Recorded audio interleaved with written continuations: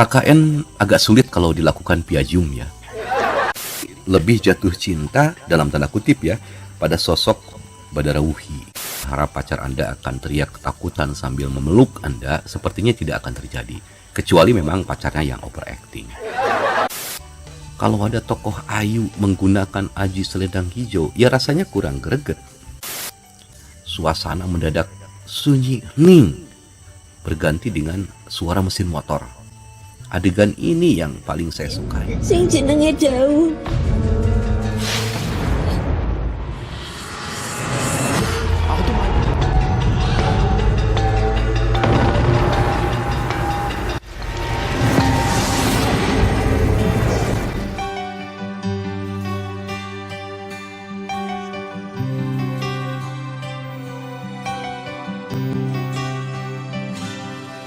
Dari lubuk hati dengan segenap jiwa, kokohkan garda budaya, mendukung film Indonesia makin berjaya.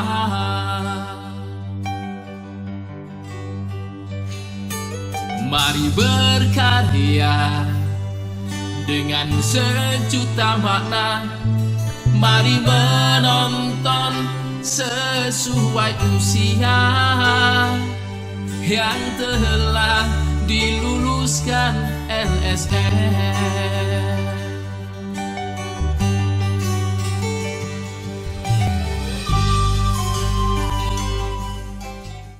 Sesungguhnya daya pikat film ini sudah dimulai dari judulnya.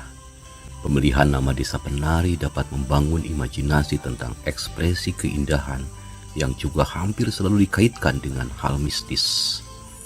Hal itu tak lepas dari cerita-cerita sebelumnya yang mengisahkan sosok penari yang banyak dikisahkan dalam menghipnotis penonton, terbuai, terpesona, yang bukan saja oleh keindahan tariannya, melainkan juga tatapan sepasang mata penari, lemparan senyumnya yang memabukkan dan lain sebagainya. Saya turut bergembira menyaksikan antusias para penonton yang berbondong-bondong memenuhi bioskop setelah 2 tahun tertekan pandemi COVID-19.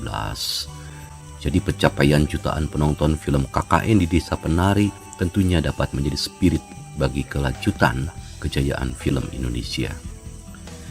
Diawali dengan viralnya cerita yang diposting akun Twitter Simple Man pada tahun 2019, dapat dilanjutkan setelah dialih mediakan menjadi film layar lebar.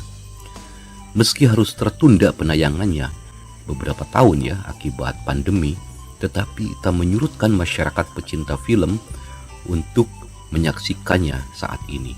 Masyarakat pecinta cerita. Saya menyebutnya pecinta cerita karena hampir dapat dipastikan motivasi para penonton itu umumnya tertarik dengan ceritanya yang sudah viral di media sosial. Ya, sisanya bisa jadi diisi oleh para peminat genre horor yang apapun ceritanya, pokoknya horor. Sudah menjadi kewajaran jika sebuah film yang diangkat dari cerita yang sebelumnya sudah menyebar, baik melalui media sosial ataupun buku, tentu film itu akan dibandingkan dengan cerita sebelumnya. Meski sebenarnya kalau sudah dialih mediakan menjadi film, maka itu akan menjadi suatu karya yang tampil dalam bentuk yang baru. Jadi kalau mau membandingkan bagusan mana kisah di Twitter atau di film, itu sepertinya kurang fair. Ya meskipun dalam sisi tertentu sah-sah saja ya. Tapi kalau ada yang mengatakan bahwa untuk menonton film KKN harus membaca dulu cuitan di Twitternya, ya nggak bisa. Penonton yang tidak sempat membaca dulu cerita di Twitter pun harus paham dan harus dapat menikmati filmnya. Membaca karya tulis, sebut saja karya tulis ya, itu adalah pilihan. Bagi yang ingin lebih jauh mendalami kisahnya, bisa jadi menonton dulu filmnya, baru setelah itu membaca tulisannya gitu. KKN dalam hal ini kuliah kerja nyata. Bagi mahasiswa yang tidak sempat mengikuti KKN dikarenakan masa pandemi, dapat dipastikan tidak akan memiliki kenangan indah, suka dukanya mengabdikan ilmu yang telah dipelajari selama kuliah. Suka duka langsung bersentuhan di tengah masyarakat. KKN agak sulit kalau dilakukan via Zoom ya. Harus terjun langsung ke lapangan, merasakan langsung sekian lamanya tinggal di kampung orang, berinteraksi dengan masyarakat, saling dukung dengan sesama mahasiswa. Saya sih merasakan betul bagaimana suka dukanya waktu KKN ya, karena saya mengalaminya. Termasuk sempat naksir anak gadis di kampung tempat KKN. Saya jadi rajin ke masjid karena bisa berkenalan dengan anggota remaja masjid di desa tersebut ya. Belum lagi dapat kenalan mahasiswa dari jurusan lain. Dalam satu kelompok itu beranggotakan mahasiswa antar jurusan atau antar fakultas malah. Pokoknya kalau yang wisuda tidak sempat KKN, saya sarankan ngulang lagi deh, khusus untuk program KKN-nya saja. Dan kalau pacar kita nih yang meminta izin mau KKN, saya sarankan dipantau agak ketat. Karena cinta lokasi di tempat KKN itu biasanya suatu keniscayaan yang sering kali terjadi, seperti dalam film KKN di Desa Penari. Kurang lebihnya gambaran KKN itu memang seperti dalam film KKN di Desa Penari. Datang ke suatu desa dan mengabdikan ilmu yang telah didalami selama kuliah. Sayangnya di film KKN tidak muncul tokoh dosen pembimbing ya. Karena kalau KKN yang beneran, tak mungkin mahasiswa dilepas begitu saja tanpa pengawasan sama sekali dari pihak kampus. Apalagi peserta KKN-nya ya ini menyangkut keselamatan ya, terkait melaksanakan KKN di lokasi yang dikelilingi hutan seperti di Desa Penari yang dilihat dalam film KKN di Desa Penari ini. Pola atau alur film KKN di Desa Penari kurang lebih sama dengan film-film horor sebelumnya. Jadi ada serombongan orang datang ke suatu tempat angker, lalu ada di antaranya yang kalau dalam istilah Sunda itu ngarempak palintangan, melanggar pamali atau melanggar larangan yang sudah merupakan ketentuan di wilayah tersebut, yang tidak boleh dilanggar oleh siapapun. Kalau ada yang melanggar, pasti akan ada akibatnya. Jadi wajar jika dalam film KKN di Desa Penari ini ditambah pula dengan adanya nuansa seperti dalam sinetron Ajab. Hampir sepanjang cerita dipenuhi oleh nuansa horor, tetapi tidak begitu menegangkan. Bagi saya ya, tidak begitu menyeramkan. Jadi kalau Anda yang mengajak nonton pacar Anda dan berharap pacar Anda akan teriak ketakutan sambil memeluk Anda, sepertinya tidak akan terjadi. Kecuali memang pacarnya yang overacting. Malah kalau saya sendiri lebih jatuh cinta dalam tanda kutip ya pada sosok Badarawuhi yang diperankan oleh Aulia Sarah. Sebab apa yang perlu saya takutkan pada tokoh Badarawuhi ini? Seorang penari yang ya meskipun tinggal di alam lain, dia penari yang energik, cantik, seksi dengan tatapan mata tajam yang justru mempesona, bukan mengerikan. Sangat mempesona ya. Jadi saya tidak takut dengan tokoh Badarawuhi ini. Tokoh utama pria dalam film KKN di Desa Penari ini pastinya Bima yang diperankan oleh Ahmad Megantara. Namun saya agak kesulitan menentukan tokoh sentral perempuan dalam film ini ya. Widya yang diperankan oleh Adinda Thomas atau Nur yang diperankan oleh Tisa Biani. Kalau secara cerita sih mestinya Widya ya, tetapi sepanjang film yang lebih menonjol itu kan malah Nur. Saya juga kurang merasakan keeratan persahabatan di antara keenam peserta KKN ini ya. Jadi ketika adanya adegan-adegan kesetia kawanan ya anggap itu, rasanya itu kurang menyentuh. Terlebih Bima misalnya yang terasa kurang kuat motivasinya kalau dia bisa atau mau melakukan segala hal untuk menyelamatkan Widya. Kalau ada yang mengatakan Bima diam-diam mencintai Widya, saya tidak menemukan itu di cerita film ini. Maka wajar saja adegan-adegan menangis para tokoh itu tak dapat menghadirkan suasana keharuan yang bisa membuat penonton turut bersedih, apalagi turut meneteskan air mata. Biasanya kalau ceritanya menyentuh, tanpa ada adegan menangis para tokoh pun ya penonton dapat meneteskan air mata. Saya sebenarnya lebih tertarik pada selendang hijau penari yang memiliki kekuatan untuk memikat lawan jenis. Tapi kisah selendang hijau ini tidak terlalu banyak dieksplorasi. Kalau ada tokoh ayu menggunakan aji selendang hijau, ya rasanya kurang greget. Sebab tanpa menggunakan pemikat selendang hijau pun Ayu itu sudah cantik dan sudah seksi. Tanpa selendang hijau siapapun sangat mudah untuk tertarik kepada Ayu. Ya, setiap menonton film saya selalu mencari adegan yang paling bagus menurut saya ya. Dalam film KKN di Desa Penari ini, satu-satunya adegan yang paling bagus menurut saya adalah ketika tokoh Wahyu yang diperankan Fajar Nugraha akan menyalakan motornya ya ketika sudah menonton pertunjukan seni tari.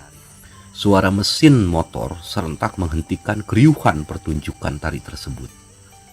Suasana mendadak sunyi hening berganti dengan suara mesin motor. Adegan ini yang paling saya sukai ya. Dan adegan ini sangat multitafsir juga. Saya sendiri malah membaca satu simbol peringatan akan ancaman matinya kesenian tradisional oleh kemajuan teknologi. Sebagai pecinta kebudayaan daerah, saya sebenarnya kurang nyaman melihat gamelan yang berserakan terbengkalai ya, sebagai jejak hantu. Penari dan seni tari yang dibiarkan menjadi antagonis tanpa ada pembandingnya yang berperan protagonis. Jadi harapan saya untuk kedepannya, meskipun film horor, tapi jangan lupakan untuk menampilkan pemuliaan terhadap seni budaya bangsa secara tersirat apalagi tersurat ya. Bagi saya kisah KKN di Desa Penari ini seviral apapun di media sosial itu hanyalah cerita fiksi. Sama sekali saya tidak percaya kalau itu adalah kisah nyata. Sangat tidak logis kalau di tengah masyarakat yang bernama Desa Penari tidak ada menyisakan sama sekali jejak masyarakat yang mencintai seni tari atau minimalnya di rumahnya menyimpan gamelan gitu. Saya tidak percaya adalah hak saya dan saya siap kalau ada yang mau mengajak saya ke desa itu. Baik secara terbuka maupun diam-diam saya siap. Dengan senang hati saya akan berterima kasih jika ada yang mempertemukan saya dengan Badaruhi. Tapi sekali lagi saya yakinkan itu hanyalah fiksi ya, yang memang menarik kalau dibuat menjadi sebuah film. Membludaknya penonton film KKN di Desa Penari yang mencapai jutaan penonton maksud saya. Sepertinya ini melanjutkan tren kenaikan minat penonton yang tertunda karena adanya pandemi COVID-19. Sebagaimana diketahui, film yang di dalamnya banyak mengandung suasana ketegangan itu terbukti menyedot perhatian publik sejak beberapa tahun terakhir ya. Seperti Pengabdi Setan itu yang diproduksi oleh Ravi Film tahun 2017 berhasil meraup lebih dari 4 juta tiket, dan 01 Kenshi Ghost Big House Film itu 2017 yang meraup lebih dari 2,7 juta penonton. Celangkung juga ya yang meraup lebih dari 2,5 juta penonton, dan berbagai judul film horor lainnya yang mendulang sukses di bioskop. Perkembangan ilmu pengetahuan dan teknologi yang semakin canggih tidak lantas membenamkan kepercayaan akan adanya hantu di muka bumi ini. Hantu tetap menjadi momok yang menakutkan dan menjadi bahan inspirasi bagi para sineas. Produksi film hantu tidak pernah surut, baik yang mengambil pola lama maupun hantu kreasi baru. Intinya, hantu dipandang sebagai sosok makhluk yang gentayangan di antara kehidupan manusia. Tidak tampak oleh mata, tetapi ada yang percaya bahwa pada kondisi tertentu hantu bisa muncul menjelma dengan berbagai bentuk. Cerita tentang hantu identik dengan horor, meski pada kenyataannya tidak semua cerita tentang hantu menyeramkan atau menegangkan. Bahkan ada juga sih sineas yang menyulap tokoh hantu menjadi lucu, misalnya dalam serial Tuyul dan Bayul misalnya diproduksi tahun 97. Justru sosok Tuyul itu menjadi tokoh yang lucu dan posisinya malah menjadi protagonis. Ini sangat berbeda dengan kenyataan di tengah masyarakat yang menganggap Tuyul sebagai pencuri uang. Di samping itu ada pula film hantu yang tampaknya dibuat untuk genre film trailer ya, tetapi efeknya tidak terlalu menegangkan. Maka membuat film horor pun tidak sembarangan, tidak bisa dianggap enteng, sebab jika efeknya kurang terasa, para penonton pasti kecewa. Diproduksinya aneka film horor tentu saja tidak lepas dari sambutan para penggemarnya. Ada tipe penonton yang hobinya menonton film horor, maka dari itu ketika pasarnya masih ada, filmnya pun pasti akan tetap dibuat. para sineas berlomba dalam berkreasi untuk menyuguhkan film horor yang berkualitas. Sampai hari ini, rahasia di balik hantu tidak pernah terungkap. Tidak ada orang yang bisa membuktikan secara terbuka apa dan bagaimana itu sebenarnya hantu. Adapun acara-acara di televisi yang secara khusus mencari keberadaan hantu tidak pernah secara gamblang menjelaskan rahasia hantu secara jelas. Termasuk para pemburu hantu pun belum pernah mereka menemukan hantu. Untuk wujudnya pun hanyalah imajinasi yang setiap orang bisa berbeda-beda. Namun, dari rahasia yang tidak pernah terkuak itulah yang membuat produksi film cerita hantu tidak pernah berhenti. Para sinias tetap tertantang untuk mencari sisi lain dari sosok dan cerita hantu. Demikian pula para penonton yang keranjingan menonton hantu tetap penasaran untuk menyaksikan hantu dalam cerita-cerita baru. Sebab, kalau rahasia hantu sudah terbuka, di mana, kapanpun dan dimanapun semua bisa berinteraksi dengan hantu secara bebas, ya sudah, tentu tamat riwayat tentang hantu. Film KKN di Desa Penari lolos sensor dengan klasifikasi usia penonton 13 tahun ke atas dan 17 tahun ke atas. Kenapa ada dua klasifikasi? Karena ada yang versi cut dan versi uncut. Maksudnya sudah dapat dipastikan bahwa ada adegan dewasa yang tidak layak ditonton oleh remaja berusia 13 tahun ke atas, sehingga adegan tersebut dihilangkan dan filmnya dapat diverifikasi oleh lembaga sensor film atau diloloskan menjadi tontonan 13 tahun ke atas. Film bergenre horor tidak bisa diklasifikasikan untuk penonton semua umur atau dalam arti untuk anak-anak. Peraturan pemerintah nomor 18 tahun 33.K menekankan bahwa film dan atau iklan film untuk kategori SU tidak boleh mengandung muatan yang membuat anak-anak percaya pada klinik atau ilmu gaib, garis miring perdukunan, spiritual, magis, mistis, dan tahayul yang bertentangan dengan norma agama. Ditambahkan pula pada poin H bahwa film untuk klasifikasi semua umur tidak boleh mengandung adegan visual horor dan sadis. Saya cukup senang film-film horor sekarang tidak lagi mengeksploitasi seksual. Sebab sebelumnya ada banyak film-film yang diniatkan bergenre horor tetapi karena faktanya lebih kental dengan bumbu seksualitas, pada akhirnya nilai horor dalam film tersebut kalah oleh seksualitas. Misalnya film Rintihan Kuntilanak Perawan 2010 yang itu diklasifikasikan 21 tahun ke atas ya, karena tema cerita dan adegannya lebih mengandung nuansa ketegangan yang lain. Terlebih dengan pesona bintang film dewasa kelas dunia, Tyra Patrick yang menjadi pemeran utama film tersebut. Bahkan dengan lolosnya klasifikasi 21 tahun pun, Rintihan Kuntilanak Perawan ini tetap pada waktu itu menuai protes di tengah masyarakat. Selain Rintihan Kuntilanak Perawan, ada pula film horor lainnya yang mendapat klasifikasi 21 tahun ke atas ya, seperti Pocong Mandi Goyang Pinggul 2011 tuh, Arwah Goyang Karawang 2011 juga, Pelukan Janda Hantu Grondong 2010, Pacar Hantu Perawan 2011, Arwah Kuntilanak Dayung 2011, Misteri Hantu Seluler 2011, Rumah Bekas Kuburan 2012 dan lain sebagainya. Dengan segala kelebihan dan kekurangan film KKN di Desa Penari, saya mengucapkan selamat menonton dan semoga pandemi COVID-19 benar-benar berakhir sehingga bioskop di Indonesia menjadi semakin ramai dan dengan menghadirkan film-film yang semakin berkualitas. Saya sendiri menonton film KKN di Desa Penari itu di bioskop Trans Studio Mall alias TSM dengan tiket seharga 120.000 untuk 3 tiket ya, untuk 3 orang penonton. Berarti kalau mau nonton sendiri cukup 40.000 saja. Tapi masa iya nonton ke bioskop sendirian ya? Saya sih nontonnya bertiga karena khawatir kalau hanya berdua yang ketiganya nanti setan.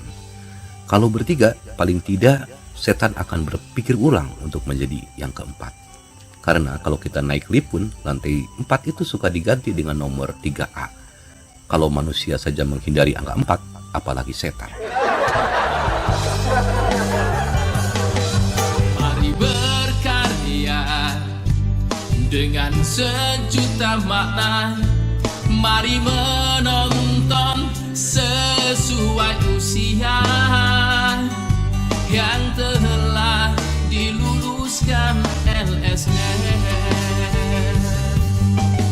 LSF, Lembaga Sensor Film, sahabat sineas, sahabat masyarakat. Oh, LSF, Lembaga Sensor Film, teguh dan semangat melaksanakan amanah. Bersama LSF, mari membangun budaya sensor mandiri demi hadirkan tayangan bermutu. Bersama LSF, mari membangun budaya sensor mandiri demi Indonesia Jaya.